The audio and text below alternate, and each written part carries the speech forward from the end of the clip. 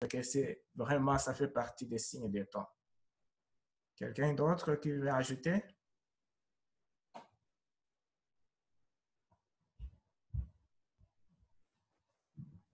S'il n'y a pas d'ajout, nous pouvons continuer avec le slide suivant. Ici, nous arrivons au parti qui nous dit que nous devons spécialement étudier les livres de Daniel et de l'Apocalypse. Pourquoi spécialement? C'est sûr que vous avez eu le temps de lire ce brochure et je pense que vous l'avez gardé chez vous, tout près de vous. Je pense que vous ne l'avez pas abandonné complètement, même si on a déjà passé en janvier, février, mais quand même, ce que nous avons vu dans le livret ou bien dans la prophétie de Daniel, c'est quelque chose que nous avons besoin toujours de réviser. Ici même, Ellen White nous invite encore à lire, réviser, relire encore, toujours, spécialement le livre de Daniel et de l'Apocalypse. Qu'est-ce qu'elle a dit? Nous avons besoin d'étudier de plus près la parole de Dieu. Notre attention devrait se porter spécialement sur les livres de Daniel et de l'Apocalypse comme jamais auparavant. La lumière que Daniel a reçue de Dieu a été donnée expressément pour ces derniers jours. Donc, la lumière que nous trouvons dans le livre de Daniel, que comme nous l'avons étudié vraiment suffisamment 3 mois, on trouve vraiment que ça s'applique aux derniers jours. C'est pour cela que Dieu justement a voulu qu'il soit révélé. Mais si nous ne prêtons pas attention, si nous n'investissons pas notre temps en fait dans ces livres-là, il y a des choses qui vont sauter dans nos yeux et nous n'allons pas comprendre. Et le livre aussi d'Apocalypse. Le livre d'Apocalypse, c'est là où vraiment il y a beaucoup de prophéties qui se rapportent et qui se réfèrent à notre temps. Mais malheureusement, beaucoup de gens ont tendance à dire que c'est compliqué à comprendre l'Apocalypse. Alors que c'est un livre qu'on appelle Révélation. Dieu là a révélé les événements des derniers temps à travers ce livre-là. On peut continuer sur le slide suivant. Alors, c'est ce que je disais, que la lumière que Daniel a reçue de Dieu a été donnée expressément pour ces derniers jours. Slide suivant. Lisons, étudions les 12e chapitres de Daniel. Il contient des avertissements que tous nous aurons besoin de comprendre avant le temps de la fin. Là, on peut s'arrêter ici pour en discuter. Quels sont les avertissements que nous trouvons dans le livre de Daniel qui nous permet de comprendre le temps dans lequel nous sommes et que nous avons besoin d'étudier, de comprendre aussi avant le temps de la fin? Je donne la parole. Je peux intervenir? Oui, Frédéric. Oui, au fait, je me souviens que quand on a commencé ce livre, je disais que c'est vraiment, je dirais quelle coïncidence, mais je sais que il n'y a pas de hasard, parce que même durant l'école du sabbat, on étudiait dans cette dernière partie de Daniel, et puis on disait comment Daniel disait qu'il y aura une crise qui n'a jamais existé. Mhm. Donc, nous devons nous préparer et puis nous savons que nous sommes en train de vivre ces moments, d'aller dans ces moments de la fin. Ouais. Ouais, merci Frédéric. Quelqu'un d'autre qui veut ajouter? Je peux aussi intervenir. Oui, pasteur. Oui, en fait, c'est bien important d'après ce que Dieu nous révèle ici, que nous prenions le temps d'étudier les livres de Daniel et de l'Apocalypse de Jean. Et vous remarquez que parfois, et pour ne pas dire assez souvent, on trouve des gens qui disent que le livre de l'Apocalypse, c'est un livre trop compliqué, on ne peut pas le comprendre. Il y a des images, des bêtes, des affaires qu'on n'arrive pas à comprendre. Et il y en a qui n'aiment pas lire ou qui n'aiment pas qu'on parle de ces événements-là parce qu'ils disent que c'est mieux de parler des évangiles, que l'on parle de ce que Jésus a fait, etc.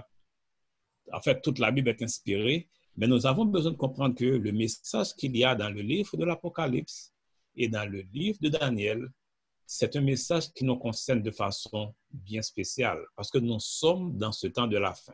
Comme Frédéric l'a dit, et en particulier le chapitre 12 de Daniel, c'est ce chapitre qui nous prépare pour le temps de détresse. Parce que ce chapitre nous invite à une préparation, nous parle de ce temps de détresse.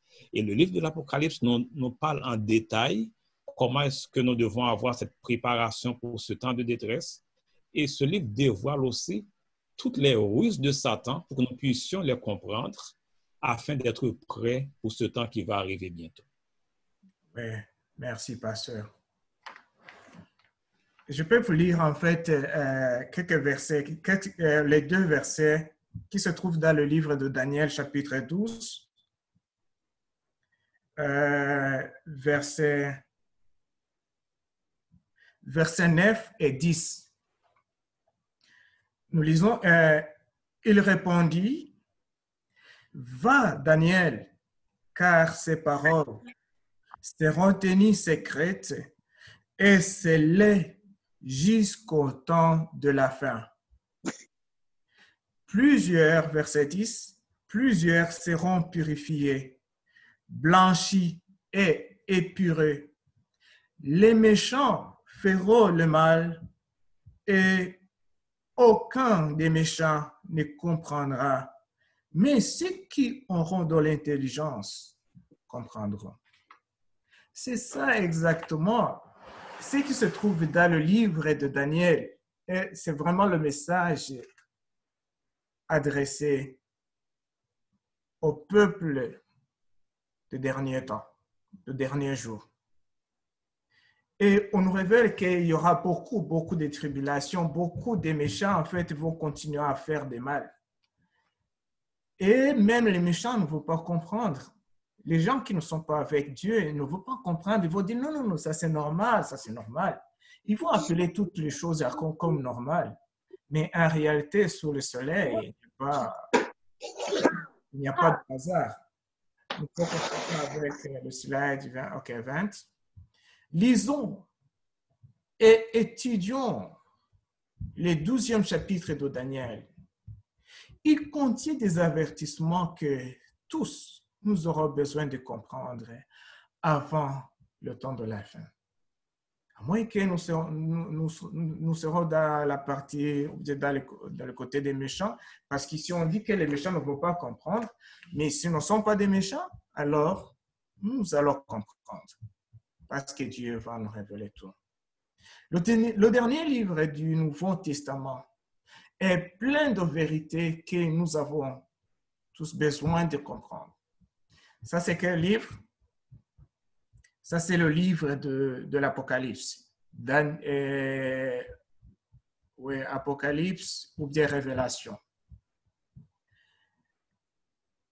Il y a beaucoup de choses qui se trouvent dans le livre d'Apocalypse. Malheureusement, lorsque les gens sont en train de discuter sur le livre d'Apocalypse, les gens qui ne comprennent pas ou bien qui ne veulent pas même comprendre, ils ont tendance à dire, mais comment est-ce que tu peux dire que ça, les symboles qui se trouvent dans le livre de Daniel, vraiment signifie ça? Pourquoi ne signifie pas d'autres choses? Et puis, il commence à douter. Mais en réalité, c'est lui qui veut douter, il va continuer à douter. On ne peut pas l'empêcher de douter. Mais mais la réalité, c'est que le livre, c'est que le message que le livre contient a été révélé. Parce que c'est pour cela que ça se trouve même dans la Bible. Parce que Dieu ne pouvait pas nous donner quelque chose alors que c'est caché, alors que on n'est même pas en mesure de comprendre ça. Dieu ne peut pas le faire, ça. Mais ce qu'il a fait, il nous a donné le message pour révéler justement les derniers temps. Mais pourquoi est-ce qu'il a besoin de nous révéler les derniers temps? On peut se poser cette question. Justement, c'est pour préparer ses peuples. C'est pour préparer son peuple parce qu'il revient très bientôt. Mais ceux qui ne veulent pas comprendre ça, ou bien ceux qui font toutes choses pour nous cacher, ou bien dissimuler ce message, ce n'est pas parce qu'ils ne comprennent pas que Dieu va bientôt revenir, mais c'est pour leurs propres intérêts. Ils ne veulent pas que nous soyons prêts. Mais nous devons regarder toujours à Dieu parce que Dieu veut révéler à ses peuples la fin des temps pour qu'ils puissent se préparer. Le slide suivant, s'il vous plaît. Les prédications encore non accomplies du livre de l'Apocalypse vont bientôt se réaliser. Ces prophéties seront étudiées maintenant avec diligence par le peuple de Dieu.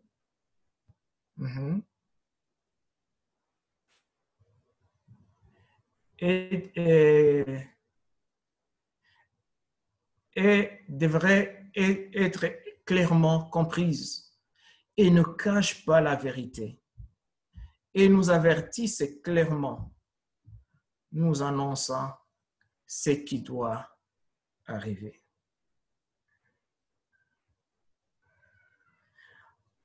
On peut se demander, en fait, je vais vous laisser encore la place pour poser des questions, pour discuter sur ce point.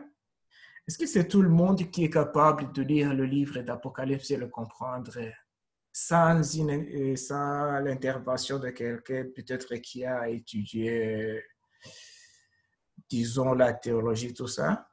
Est-ce que quelqu'un est capable de comprendre le livre d'Apocalypse lui-même?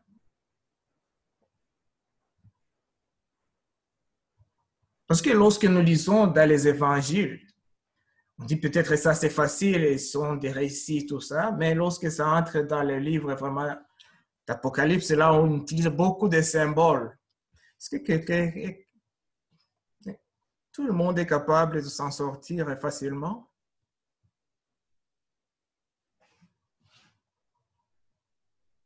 C'est une question que je pose à tout le monde.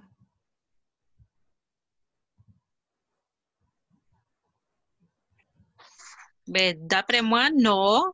On n'est pas tous capables de, à moins qu'on aille approfondir l'étude, mais à première vue, on ne peut pas comprendre. Bon, c'est mon opinion. Moi, je ne l'ai pas compris la première fois que j'ai lu. Il fallut beaucoup étudier encore.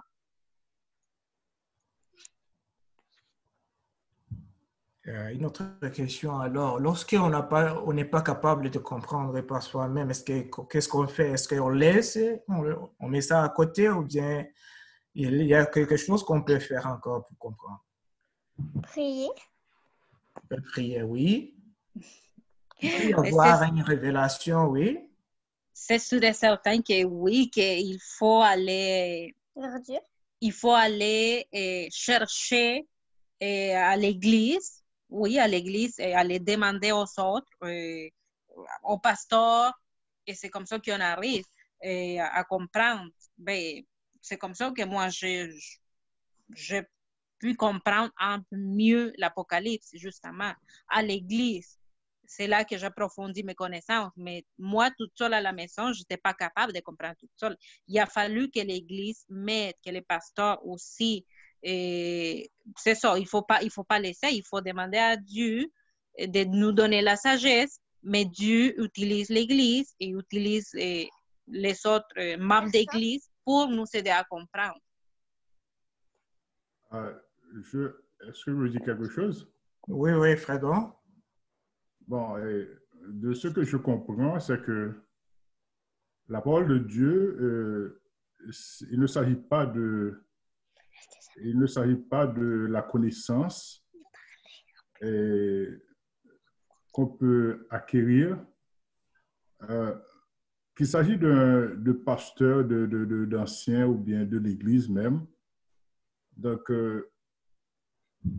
il ne peut pas arriver à comprendre très bien la parole de Dieu si ce n'est pas le Saint-Esprit de Dieu. Donc, quand on étudie la parole de Dieu, donc il faut prier d'abord. Il faut prier, il faut demander à Dieu d'intervenir dans votre vie, de vous donner le Saint-Esprit. Et comme nous l'avions étudié au cours de la semaine, c'est le Saint-Esprit de Dieu qui va nous guider, qui va nous éclairer, parce que le Saint-Esprit de Dieu est là pour ça. Il va nous guider, il va nous éclairer et nous allons comprendre la parole de Dieu.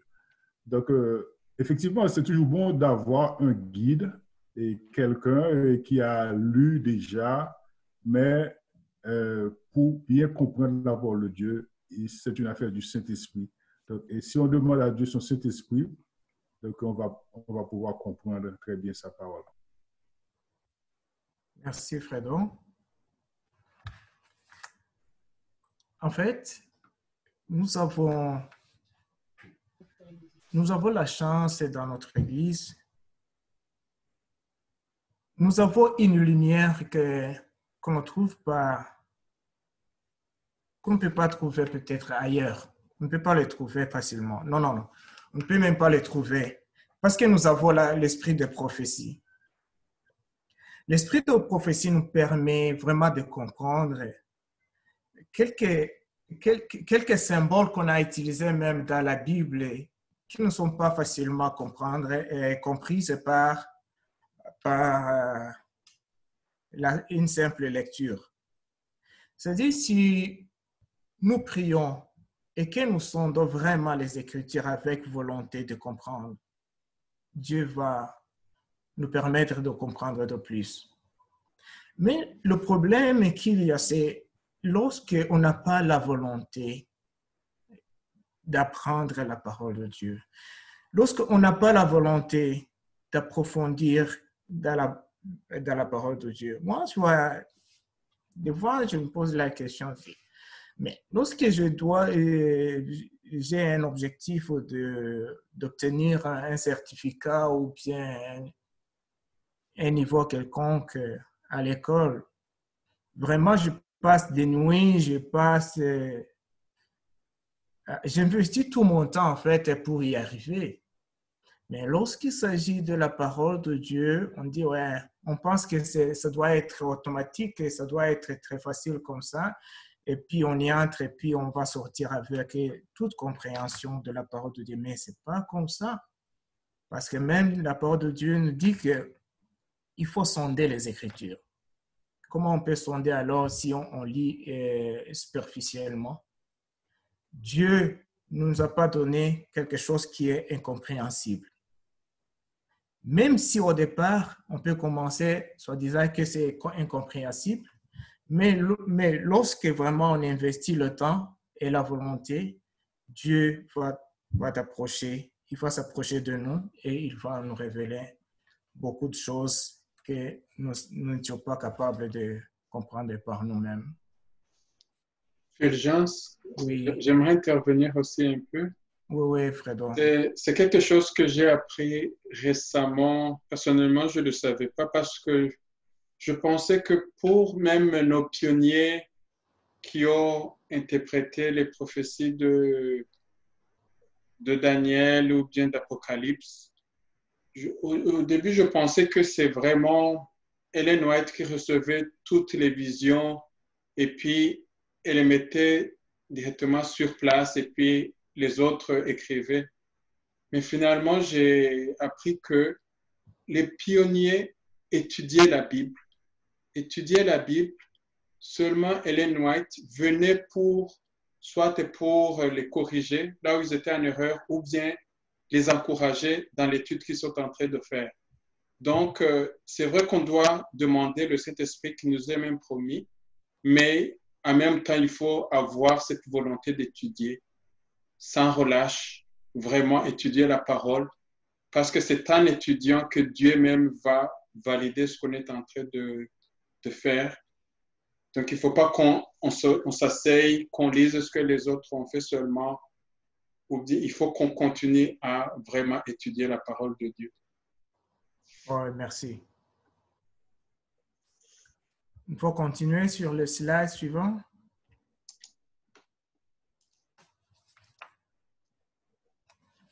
S'il vous plaît, est-ce que je peux dire quelque chose avant qu'on passe? Oui, Marie-Hélène. Sorry, j'ai perdu mon... Ah non, je ne vous vois plus. Tu ne vois pas? Je ne vous vois plus. Je pense que peut-être c'est moi qui ai fait quelque chose. Ou c'est l'écran partagé, je ne sais pas. Hein? Bien, te voyons, il n'y a pas de problème, tu peux parler, oui, te voyons. Vous me voyez? Oui, très bien. Est-ce que vous me voyez? Oui, je te vois. Ok, je voulais rendre grâce à Dieu pour les frères qui m'ont dévancé, pour Fulgence et Frédéric. Et je veux faire le témoignage comment dire, de rendre grâce à Dieu parce que je connais le sérieux avec lequel le frère Jean Thériault, il lit les livres de l'esprit de prophétie. Donc, je veux les rendre grâce en même temps confesser comment j'avais commencé à lire les livres de prophétie et j'ai aussi fait ça avec négligence et paresse, comme souvent. Mais pour ne pas prendre trop de temps, je vais me joindre à Frédéric et à Fulgence pour dire que à la fin de l'année dernière et début de cette année, et pendant que je cherchais la face de l'Éternel vraiment, j'ai eu à me rendre compte que j'ai pris la chose d'étudier la Bible comme en regardant même les films, les émissions que nous avons vues au début, comment les débuts de l'Église adventiste a commencé, comment est-ce que Ellen White recevait les visions et comment les personnes différentes qui ne s'étaient pas concertées étudiaient et sondaient les Écritures et ont découvert simultanément à des endroits différents sur la planète la fête de 1844. Ils ne s'étaient pas concertés. Donc, ces personnes-là avaient pris le temps et le sérieux de sonder les Écritures. Donc, et Ellen White, quelque part, pendant qu'elle parlait aux frères, elle disait, parfois, il y avait des endroits où elle disait aux gens, ne croyez même pas ce que je dis, mais allez étudier la Bible, allez lire la Bible, pas pour être docteur de la loi, malheureusement, mais pour obéir. Donc, suite à ça, et depuis dans la fin de l'année dernière, 2019 et 2020, au fur et à mesure que j'avance et que je demande aussi, je cherche la face de l'Éternel, j'ai découvert ça. J'ai découvert pour moi-même que je n'ai pas eu à étudier la Bible comme j'aurais dû. Et je me suis, comment je peux dire ça? Je me suis remise et j'ai dit, par la grâce de Dieu, je dois le faire parce que c'est la façon. Tous les gens nous disent que la Bible nous dit que c'est là qu'il faut aller trouver. Et Ellen White nous a dit ça. Quand on cherche Dieu, c'est ça. En sorte qu'aujourd'hui, pas plus tard qu'aujourd'hui, je vais vous montrer, je ne vous vois pas, mais vous me voyez. En plus de mon petit cahier de prière que j'avais là où je mettais mes choses de prière, aujourd'hui, je suis sortie, j'ai acheté ceci et puis j'ai acheté aussi ceci pour mes études bibliques. Parce que j'ai vu que la façon dont j'ai souvent eu pour rejoindre Fulgence, d'étudier quand je prépare un baccalauréat ou la maîtrise ou ceci, je n'ai pas eu à faire ça avec la parole de Dieu. Ça veut dire quoi? Ça veut dire que je n'avais pas mis Dieu en avant à la première place. Or, c'est ce qu'on doit faire. Oui, il faut la parole, la Bible nous dit, il faut chercher le Saint-Esprit, il faut le demander. Jésus nous a dit de demander le Saint-Esprit. Et il a dit que s'il ne va pas, il n'enverra pas le Saint-Esprit. Il devait aller et nous envoyer le Saint-Esprit pour que nous soyons remplis du Saint-Esprit pour sa mission. Mais en même temps, on doit sonder les Écritures. Donc, c'était mon témoignage que je voulais faire et je rends grâce à Dieu pas qu'on ne devrait pas faire ça, mais que je vois que mes frères comme Fulgence, comme Frédéric font aussi le même témoignage que moi, qu'on a besoin de sonder les Écritures avec sérieux et que jusqu'à maintenant, on l'avait fait pas de la manière qu'on aurait dû le faire. C'est ça que je voulais partager avec vous. J'espère retrouver mon écran pour couper mon micro. Merci. Merci. Merci. Merci, c'était un bon témoignage. Merci beaucoup. Le point 23 nous dit que les messages solennels ont été donnés par ordre dans l'Apocalypse, doivent occuper la première place dans l'esprit du peuple de Dieu. Les messages solennels qui ont été donnés par ordre dans l'Apocalypse doivent vraiment occuper la première place dans l'esprit du peuple de Dieu. On continue.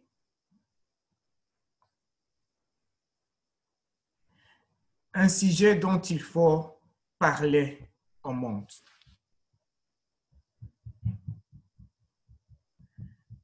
Nombreux sont ceux qui ne comprennent pas les prophéties relatives au temps actuel et ils doivent être éclairés. Le devoir tant des responsables que des laïcs, c'est de faire retentir la trompette d'une certaine manière. Donc, si vous avez bien suivi la section que nous venons de terminer, c'était que nous devrions apprendre, nous devrions étudier. Cette fois-ci, alors, la section dans laquelle nous sommes maintenant, c'est juste retentir, prendre la trompette et parler ce que nous avons étudié au monde. Parce que le monde, vraiment, a besoin de comprendre ce qui se passe, les jeux qui sont en train d'être joués.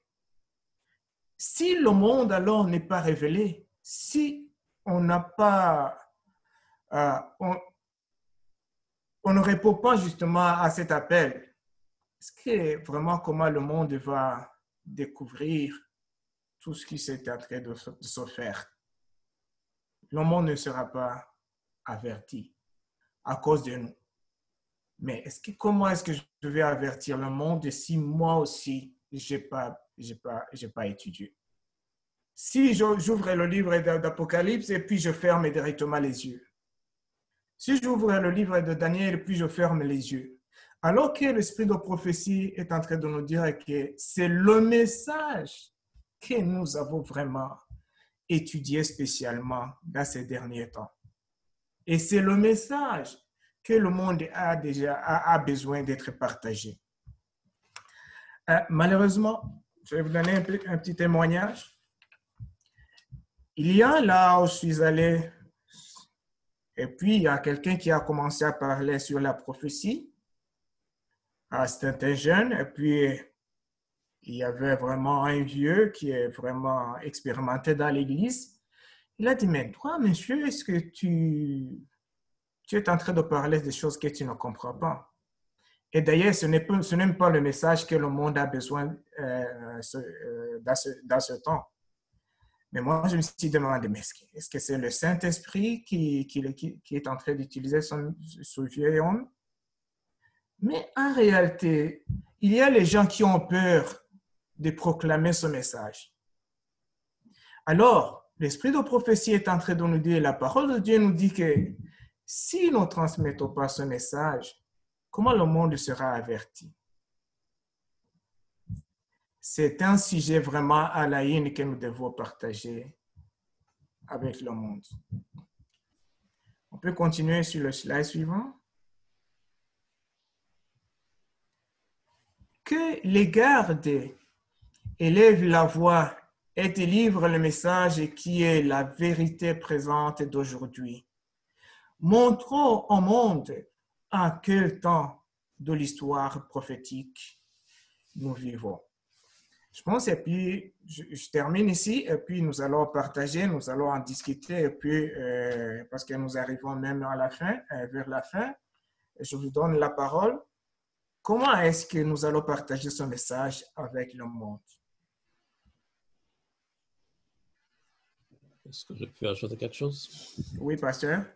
Oui, en fait, et cette section nous parle de vérités solennelles que nous avions reçues en tant que peuple de Dieu et que nous devons aussi étudier, que nous devons proclamer. L'une des questions qu'on peut se poser, qu'on doit se poser, de quelle vérité solennelle il s'agit?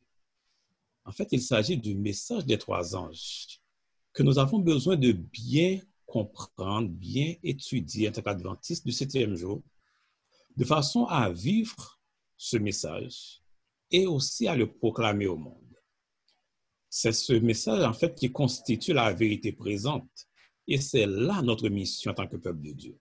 Nous avons besoin de comprendre que c'est ça qui doit être notre préoccupation. Bien connaître ce message et l'annoncer au monde d'aujourd'hui.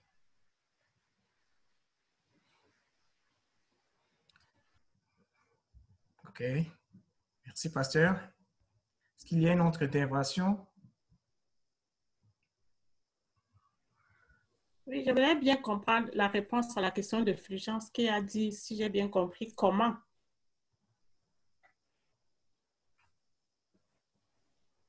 Oui, justement, j'ai posé cette question parce que même si on essaie d'entrer dans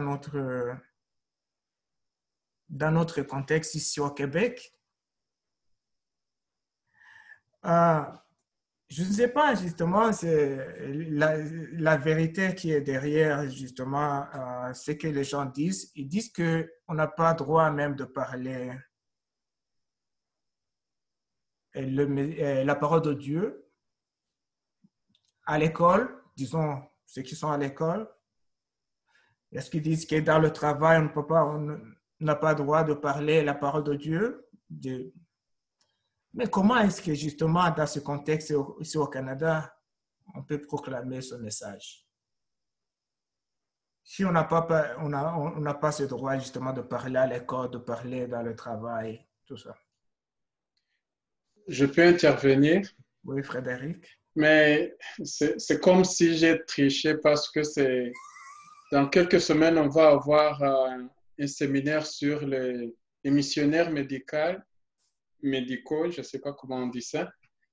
Et puis, c'est une parole que j'ai entendue que Marjorie disait, elle lisait un passage d'Ellen White qui disait que dans les moments de la fête, donc il y aura des moments où on ne pourra même pas parler comme ça seulement, on pourra entrer à travers le message médical ou bien le message de la santé. Et quand j'ai entendu ça, je ne sais pas si je l'ai bien dit, mais je l'ai entendu comme ça, mais moi je me disais, peut-être on est à cette époque.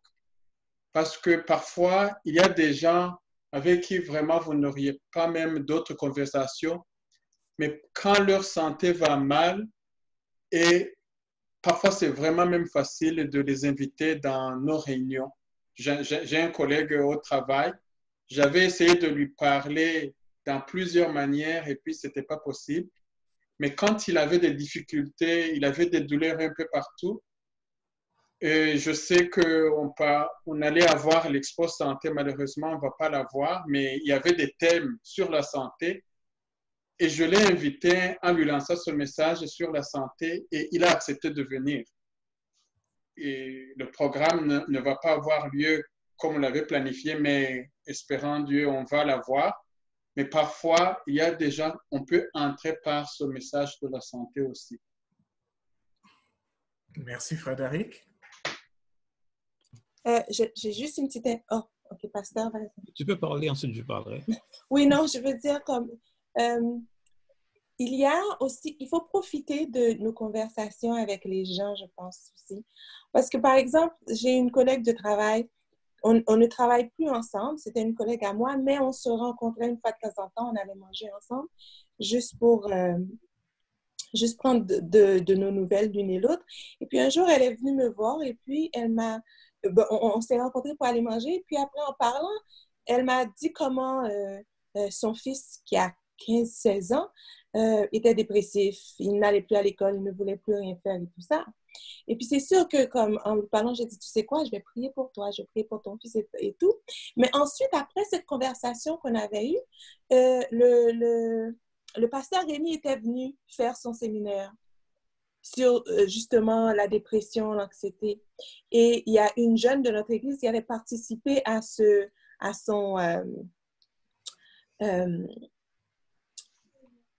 séminaire, en tout cas ce traitement qu'on essaye de donner aux gens.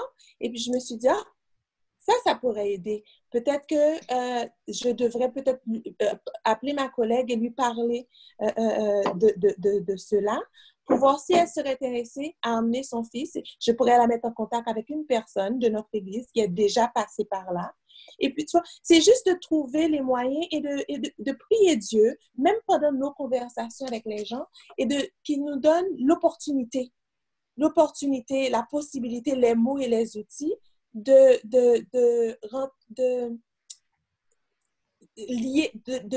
se lier avec les gens et de leur apporter l'aide dont ils ont besoin. Peu importe, sur des plans différents, mais d'avoir la possibilité de le faire et de ne pas manquer cette opportunité. Ah, merci Barbara.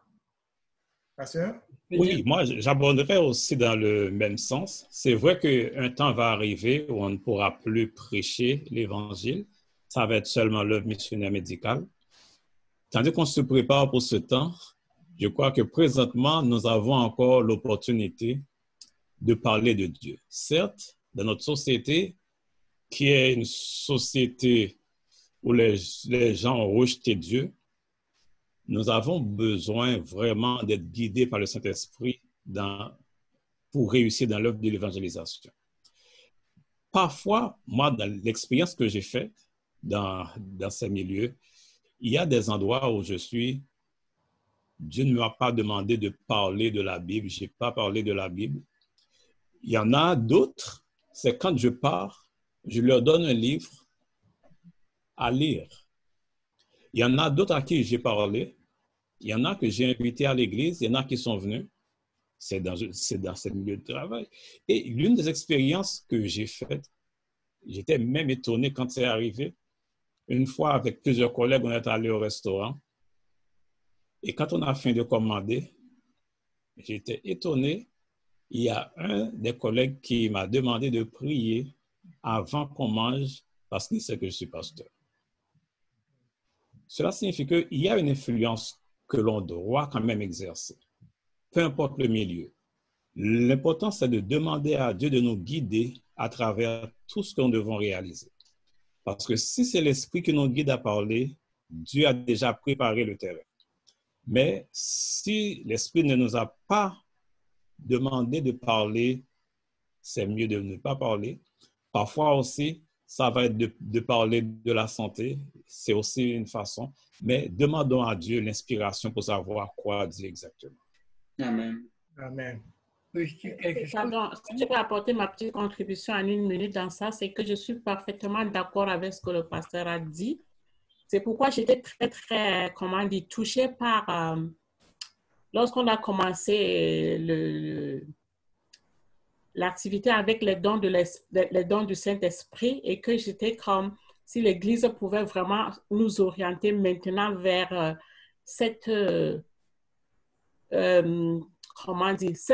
chercher devant la face de l'Éternel le fait d'être rempli de son esprit, du Saint-Esprit, parce qu'à tout moment, c'est lui qui veut nous dire comment on va le faire.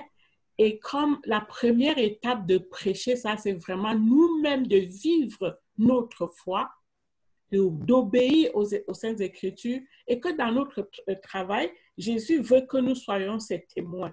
Si à chaque jour, avec les collègues, ceux qui sont ouverts, de toute façon, qu'on soit chrétien ou pas, on n'est jamais vraiment proche de tout le monde. Mais il y a des gens avec qui on est plus proche, on vit notre chrétienté. Comme je parlais, et nous les chrétiens, nous avons la faiblesse de ne pas vivre notre chrétienté. Parce que nous sommes au Canada. Mais dans les écoles où je parle, dans les écoles à part le conseil catholique, mais quand je suis dans le conseil public, les musulmans, eux, ils ont les jours pour les heures de prière. Ils ont déjà fait la requête, demandé la place pour faire leur prière. Nous tous, nous savons comment ils fonctionnent. Et à l'école, les vendredis à midi, aux heures où ils doivent aller, ils vont dans le local qu'on leur a attribué, même si ce n'est pas en permanence, mais il y a cette période-là, on va leur laisser cette période-là pour prier.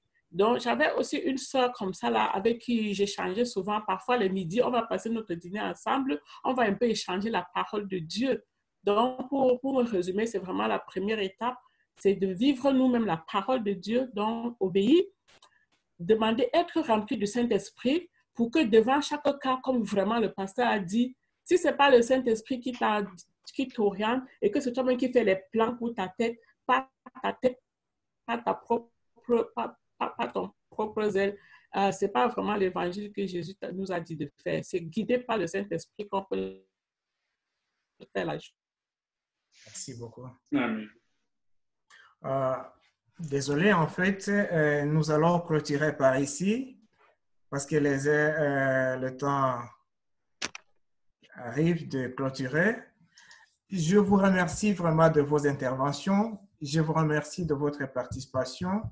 Continuons vraiment à nous disposer à accepter que le Saint-Esprit nous dirige et nous révèle ce que nous devons faire et la vie aussi que nous devons mener, surtout dans ces derniers temps, pour que nous puissions vraiment collaborer avec le Saint-Esprit qui veut atteindre les âmes de ses enfants à travers ce qu'il nous a révélé.